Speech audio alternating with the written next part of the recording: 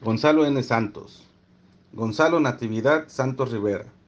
Nació en Tampamolón, Corona, San Luis Potosí, el 10 de enero de 1897. Murió en la Ciudad de México el 17 de octubre de 1978. Fue un político y militar mexicano, miembro del Partido Nacional Revolucionario, señor de horca y cuchillo en el estado de San Luis Potosí cuando fue gobernador y posteriormente de facto, ya que era el verdadero poder detrás del trono de todos los gobernadores que le sucedieron. En 1910 se incorporó a la Revolución Mexicana al lado de su hermano, el abogado y general Pedro Antonio Santos Rivera, perteneciente a una familia de caudillos de la Revolución en el estado de San Luis Potosí, seguidor y colaborador de don Francisco I. Madero. En 1913 se unió al ejército constitucionalista que luchaba contra Victoriano Huerta. Después de la revolución fue ascendido a general brigadier del ejército mexicano. En 1921, a los 24 años de edad, fue elegido diputado federal, su primer cargo de elección popular. Partidario incondicional del presidente Álvaro Obregón. A la muerte de este, se convirtió en un personaje cercano al presidente Plutarco Elías Calles. En 1929, fue uno de los primeros políticos en unirse al Partido Nacional Revolucionario, el futuro PRI, donde obtuvo la credencial número 6. Ese mismo año, participó en la represión de las protestas contra el supuesto fraude electoral contra el candidato autoproclamado ganador José Vasconcelos. Santos ordenó abrir fuego contra los manifestantes que apoyaban a Vasconcelos, causando muertos y heridos. Fue reelecto diputado 4 veces consecutivas hasta 1934, cuando fue elegido senador, cargo que desempeñó entre 1934 y 1940. Cuando el presidente Lázaro Cárdenas terminó con el maximato, fue enviado como embajador a Bélgica. A su regreso, en el gobierno del presidente Manuel Ávila Camacho, fue gobernador del estado de San Luis Potosí, su entidad natal. Inició en 1943 y terminó en 1949, durante el sexenio del presidente Miguel Alemán. En 1939, Saturnino Cedillo se levantó en armas contra el presidente Lázaro Cárdenas del Río y murió en combate. Cuando Gonzalo N. Santos regresó de Europa, lo reemplazó como el nuevo cacique de San Luis Potosí, el amo y señor de ese estado mexicano, al que controló con puño de hierro. Él era el responsable directo de la paz y el orden dentro de los límites del estado, sobre todo a raíz de su nombramiento de gobernador. En las elecciones presidenciales de 1940, fue acusado de ayudar a perpetrar el fraude electoral contra el candidato Juan Andreu Almazán, al haber dirigido un ejército de aproximadamente 300 pistoleros comandados por el hombre de sus confianzas, el capitán Agustín Ojeda, Mano Negra, que sembró el terror en la Ciudad de México atacando a balazos a los militantes de la oposición en las casillas de votación para evitar que sufragaran y así también poder destruir y alterar el material electoral. Como gobernador de San Luis Potosí, Gonzalo N. Santos inició una forma de gobernar diferente a la tradicional. Se enfocó sobre todo en el sector industrial. Además, logró que fueran concluidas algunas obras de las que habían empezado a construirse antes de que él llegara al gobierno, como la nueva estación de ferrocarril, la Escuela Normal del Estado, la presa del Peaje, el Mercado Hidalgo y el Tangamanga. Durante su gobierno también se construyó el Hospital Central, inaugurado en 1946 como parte de la Escuela de Medicina. En la inauguración del Hospital Central, Ignacio Morones Prieto, uno de los fundadores del hospital y exrector de la universidad, se refirió al gobernador Gonzalo N. Santos como un hombre sabio y generoso, del cual se recibían consejos y ayuda material y moral.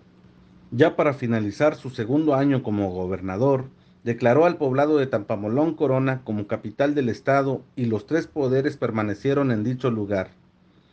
Se llevó a cabo la construcción de una carretera que dio entrada de Tampamolón Corona a Tamuín, pasando por Tanquián de Escobedo y San Vicente Tancuayalap. Convirtió su propiedad del Gargaliote en Tamuín en casa de gobierno. Este mismo año surgió la canción homenaje a San Luis Potosí. Se dice que el compositor de Acuarela Potosina fue literalmente privado de su libertad por Gonzalo N. Santos.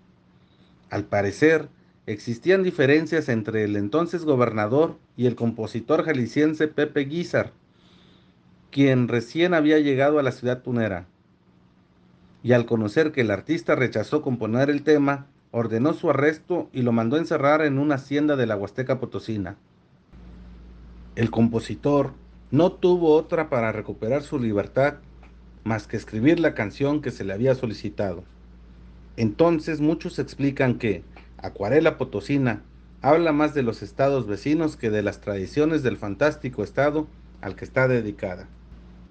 El 30 de mayo de 1949, fecha en la que se acordó una carrera de caballos entre Mario Moreno y el general Gonzalo N. Santos, la multitud estaba reunida en una calle amplia, grande y muy larga. Ahí el jinete de Cantinflas, un vaquero quien montó una yegua, gana fácilmente la carrera al jinete del general, quien fue nada más ni nada menos que su hijo Gastón Santos Pue, quien montó un caballo alazán. El mismo se negó a una carrera de revancha y puso distancia del general. Al día siguiente de la carrera, en la hacienda Taninul, se reunieron de nuevo Gonzalo N. Santos y Cantinflas, en lo que era el bar privado del general. Le propone a Mario Moreno comprarle su rancho El Detalle y no da su brazo a torcer.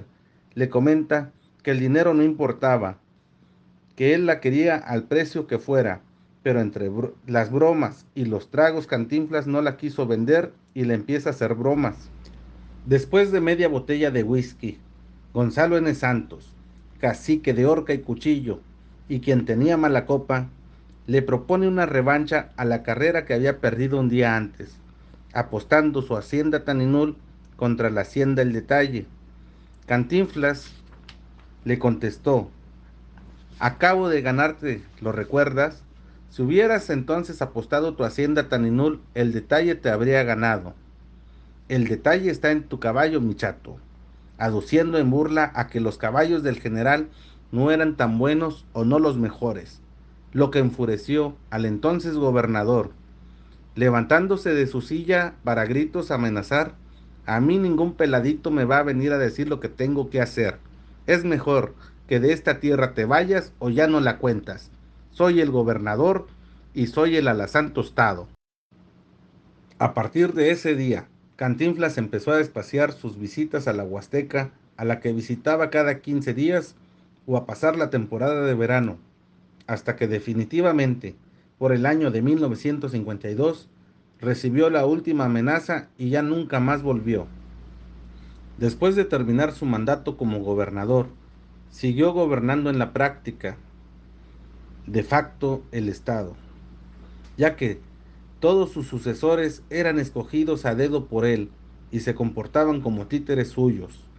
Además, dominaba los poderes fácticos de San Luis Potosí, como los sindicatos, la sección regional del PRI y hasta el ejército acantonado en el estado. En 1961, su dominio sobre el estado se vio amenazado cuando un popular y respetado médico y político, el doctor Salvador Nava, presentó su candidatura a gobernador de San Luis Potosí, compitiendo contra el candidato apoyado por Santos, el profesor Manuel López Dávila. El doctor Nava denunció el fraude electoral que permitió la elección del escogido por Santos y encabezó un movimiento de protesta social para impedir la asunción al cargo de gobernador de López Dávila. Sin embargo, Gonzalo Santos hizo movilizar al ejército federal para reprimir protestas, causando muertos y heridos, y logró que su protegido fuera investido gobernador. El doctor Nava continuó su campaña, pero 2 años después fue detenido y torturado por los militares. Eso puso fin al desafío más serio que había enfrentado Santos a su cacicazgo regional. Posteriormente, su poder cayó a tal punto que, siendo presidente, José López Portillo le expropió el rancho El Gargaliote en 1978. El nombre de guerra de Gonzalo N. Santos era: el alazán tostado. Y su lema siempre fue como el alazán tostado, primero muerto que cansado.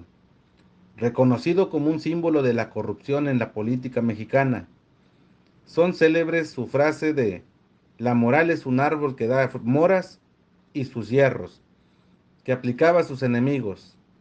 Encierro, destierro y entierro. Cambió su nombre de Gonzalo de los Santos a Gonzalo N. Santos. La N no tiene significado. Es para no tener un nombre de 13 letras porque quienes los tienen mueren asesinados y yo quiero morir en mi cama. Escribió en sus memorias publicadas póstumamente.